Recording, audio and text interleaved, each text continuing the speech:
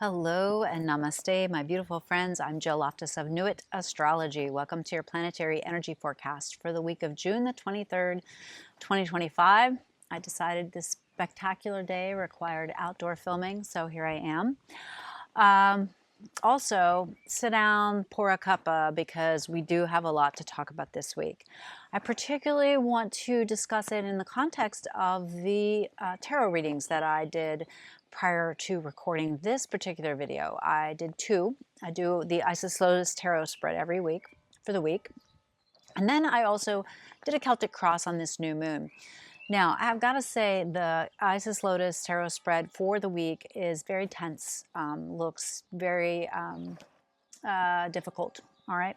So you might want to pop back and take a look at that after you listen to this forecast. Interestingly enough, I feel that the new moon forecast, the Celtic Cross for that, seems pretty productive. This is definitely one of those weeks where it's going to feel a lot like being in the birth canal. There's the squeeze and the release. There's the good and then there's the difficult. And there's really kind of a ramping up, so to speak, with some of the outer planets in the way that they interact. So let's hop into the week. On Monday, the 23rd, we have Jupiter moving into a difficult angle with Neptune. Now remember, the sun is pretty close to it as well. So I'm pretty much saying, you know, all week, consider the sun and Jupiter to be walking hand in hand, both in the sign of Cancer, which is a sensitive sign, an intuitive sign, a water sign, the sign of women and mothers. And so this difficult angle to assertive Aries is tough. You know, Aries is the sign of the warrior, of youth. And with Neptune and Saturn both co-present, both in an argumentative position with this, well, Jupiter just tends to blow things up. So this conflict would already be pretty spicy with just the sun, but now that Jupiter's there, well, it just makes things bigger. And you might wish to also look back in your own chart. We're looking back to the summer of 2013 as our time range to see what was happening. Now, of course, it wouldn't have been the same configuration, but it would have been that same area of life for you. So that might be helpful in looking at how to manage the energy for the week and, frankly, for the next year as Jupiter moves through Cancer. Now, there's also a little positive note here as Jupiter sends a blessing over to Mars. So there is a little bit of action that we can take. There's an escape valve, so to speak, of moving forward with something, not lingering too much. Now, definitely you still want to be thoughtful, you want to be cautious, but there's an out, okay? That's the way I'm kind of looking at this.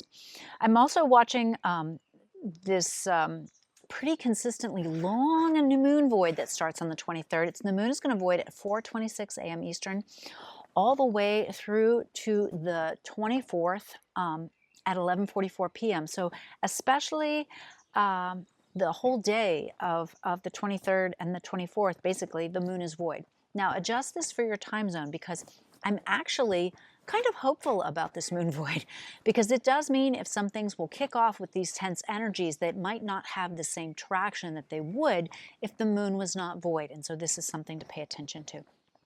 Now, another thing that we're going to watch is the moon in Cancer hitting Jupiter. That happens before the moon becomes new. So again, this amplifications of emotions. We've also got Mercury in Cancer, also very sensitive, indecisive, reactive, you say something nice to Mercury in Cancer and they take it the wrong way. Well, it is also in a conflict with Chiron, and Chiron is definitely, that wounded part of our soul is in Aries. There's a certain amount of immaturity that could spark up here, and so you want to make sure you're not reacting immaturely or overreacting in some way, especially based on things that relate to family, home, women, mothers, country, tribe, right? That's the Cancerian, like, oh, it's my people, right? All right. Then on the 25th, we have our new moon. It's at 6:32 a.m. Eastern, and it is at 4 degrees, 8 minutes of Cancer. So 4 degrees, right there with Jupiter, right there in a conflict with both Saturn and Neptune. It's very, very powerful, very, very strong. And think of this also because as the moon is coming into Cancer, it's going to pick up those difficult angles and then run into Jupiter and the Sun. So there's a lot of emotionality here, and we have to make sure we're moving that in the right direction. Now, I'm also going to, love the fact that this moon sextiles to Mars in Virgo, and also Mercury on that day sends a beautiful sextile to Uranus at the very, very end of Taurus.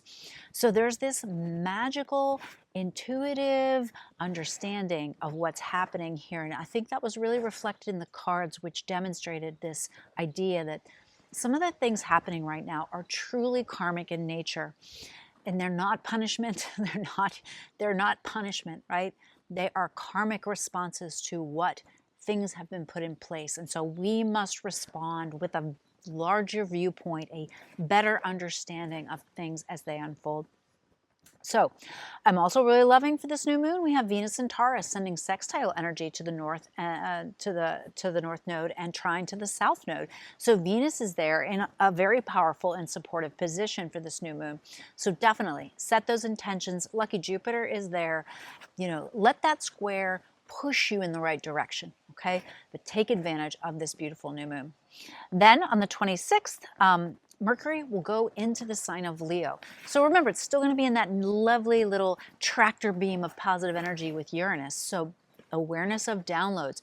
Make sure you're spending some time in water, especially at the beginning of the week, so that you can kind of feel, sense, connect, be in the flow of magical information flowing through. And then when Mercury heads into Leo, well, Mercury in Leo wants an audience. Mercury in Leo might add a little drama, a little spice to it all. But when it moves into Leo, it connects beautifully with those fire sign planets in Aries. So it's going to connect beautifully with Neptune, connect beautifully with Saturn. And so there's something here about the end of the week of Mercury really getting kind of blessed up by all the outer planets, right? Which is kind of interesting. It's kind of interesting what the new pieces of information will be. Think of Mercury, the trickster, the scribe, the person who gathers information, who goes over here and talks to this group, and goes over here and talks to this group, and then gathers the information. Think about that as you work through the week, because I think a lot of things will be coming in. And I definitely get the feeling, based on the transits and the cards as well, but there's something like something's going to be revealed this week. We might not like what we see, but we need to know the truth, and that will be positive.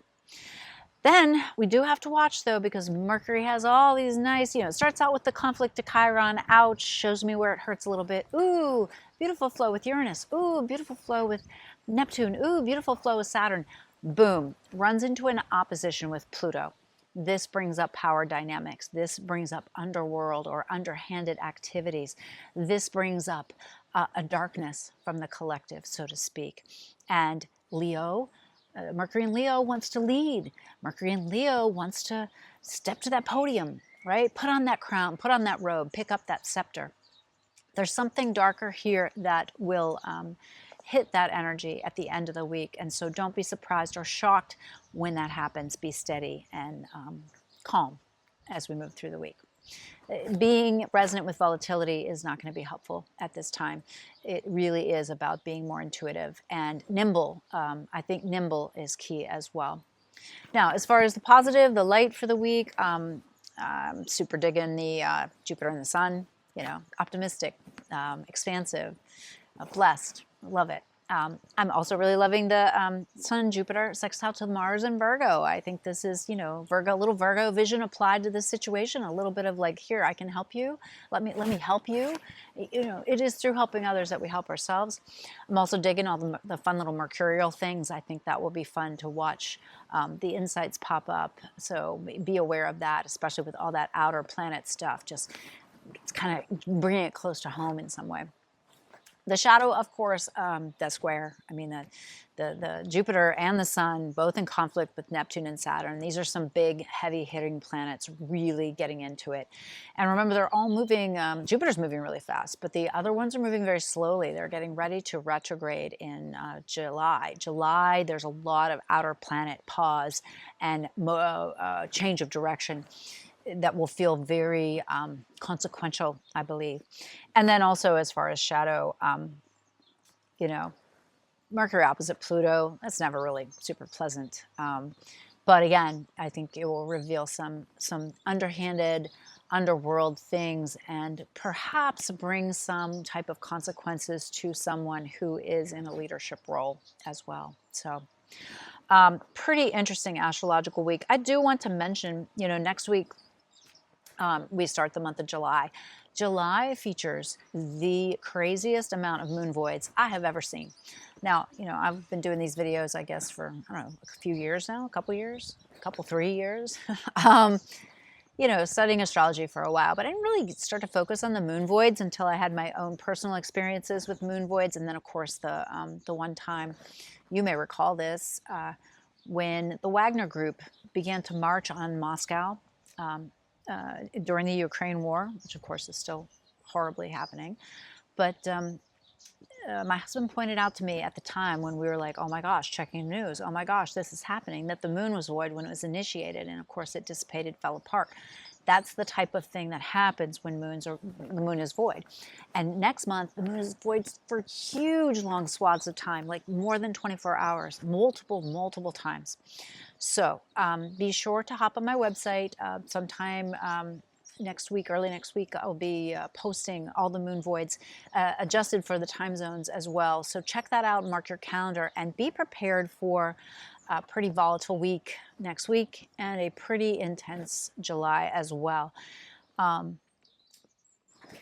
I hope that you have a wonderful new moon. Stick around for this, for the Celtic Cross. I think it was really helpful. And do check out the Isis Lotus Tarot spread if you resonate with that at all. I do think it had some really powerful and helpful information for us.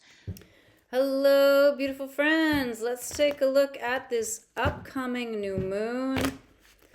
So let's take a look at a Celtic Cross reading to clarify what we should be looking for as far as our manifestations. It's pretty unique with the presence of Jupiter newly in Cancer. I think there's some real go juice here, so we need to get clear. It's a really busy week astrologically. Especially for my Cancer people, my moon-ruled people, this is a big one. It's a big one for my Sagittarians. It's a really big one for my Geminis and Virgos too. So let's take a look. Celtic Cross for the collective. What do we need to know about this new moon? All right, so the first card is you. And the Two of Pentacles comes up. So, like we've got to be balanced, reasonable, wise, keep it in the middle. What's crossing you? 10 of Pentacles. Well, there's something here about wealth, abundance. You could be trying to procure it. You could be trying to know how to manage it. But it's something there about assets. Remember, you are an asset. In the past, here's the Strength card. You've been patient, resilient, try not to overreact, go crazy. Future, Hanging Man. This means a next level patience, right? Strength requires patience. Hanging Man is a lot more uncomfortable.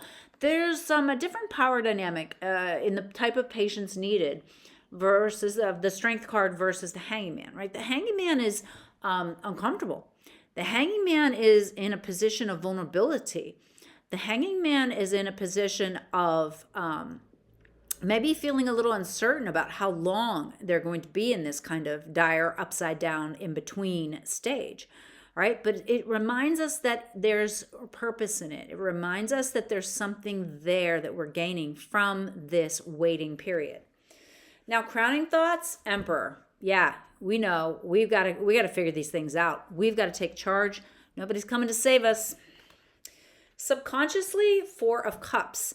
Now, I'm going to read this one today. In this context, I am feeling this as subconsciously, you need to trust the process, but there might be a piece of you thinking, should I be more proactive? Should I be doing more? All right. Well, here's the advice. Chariot. Yes, get off your butt. Go do the thing. Whatever you've been preparing for. This is not a time to file it away, to get distracted, to go scroll instead of doing.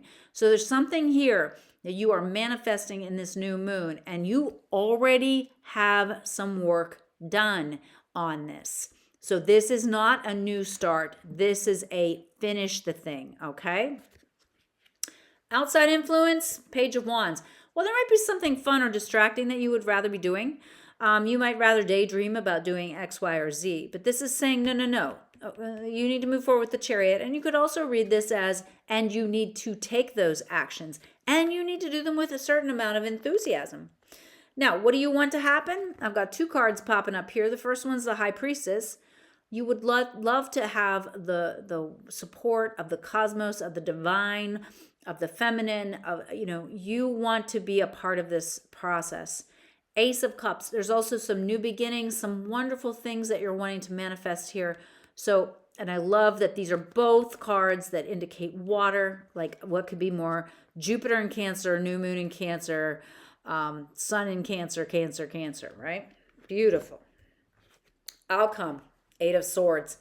Oh my goodness, you've got to watch your mind. Okay, really watch your mind, watch your mouth. What are you sending? Where are you sending this energy? Are you holding yourself back? Are you not aiming high in this manifestation because you see all these problems and all you could do is list them alphabetically instead of just striding past them and allowing the universe to support you? Now, the reader's fan, A, Page of Swords, don't be a whiny brat. B, 3 of Pentacles, you've already started on this thing, so it's not that hard. C, 9 of Pentacles, also, you will have the support you need. You need to make this decision. Don't run it through the committee. Don't ask your mother. Don't ask your best friend. Don't consult, 6 different card readers. Hi. Make the decision already. And finally, the Devil.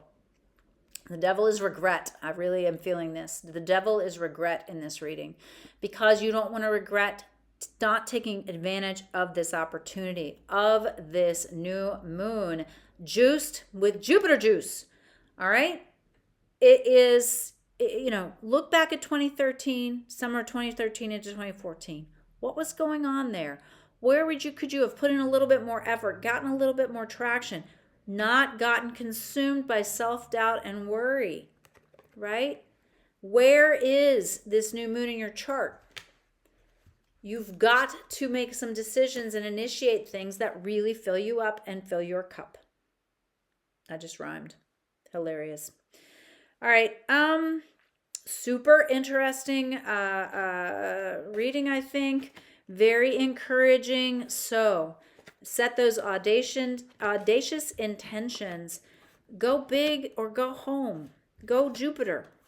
I wish you the most marvelous week. I wish you wonderful symbols for your new moon.